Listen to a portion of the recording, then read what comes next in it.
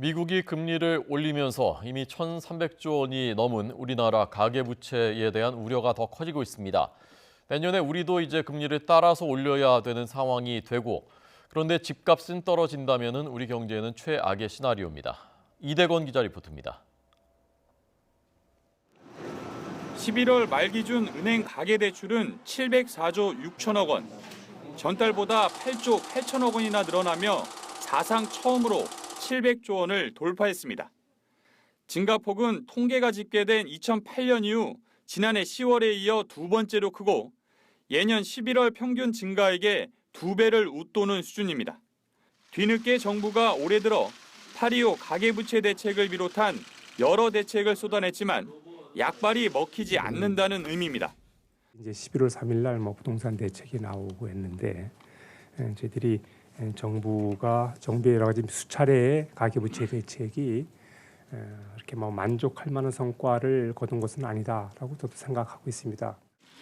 한국은행이 올해 마지막 기준금리를 동결했지만 내년에는 금리를 올려야 할 상황이 올 경우 가계부채는 큰 부담이 될 수밖에 없습니다. 직접적인 영향을 받는 변동금리 대출 비중은 3분기 말 기준 은행권이 58.6%인 점을 감안하면 전체적으로 700조 원에서 800조 원에 이릅니다. 대출금리를 1%포인트 올릴 경우 가계가 추가로 부담해야 하는 이자가 연간 7조 원에서 8조 원에 이른다는 뜻입니다. 이런 상황에서 대출의 주된 담보인 부동산 가격까지 떨어지게 되면 우리 경제에는 최악의 시나리오입니다. 이달 초 기준 서울 아파트 매매 가격이 약 2년 만에 처음으로 하락세를 보이면서 부동산 시장이 잔뜩 움츠린 상황입니다. 게다가 내년에도 주택 공급은 가파르게 늘어날 예정이어서 부동산 가격 하락을 부추길 수 있습니다.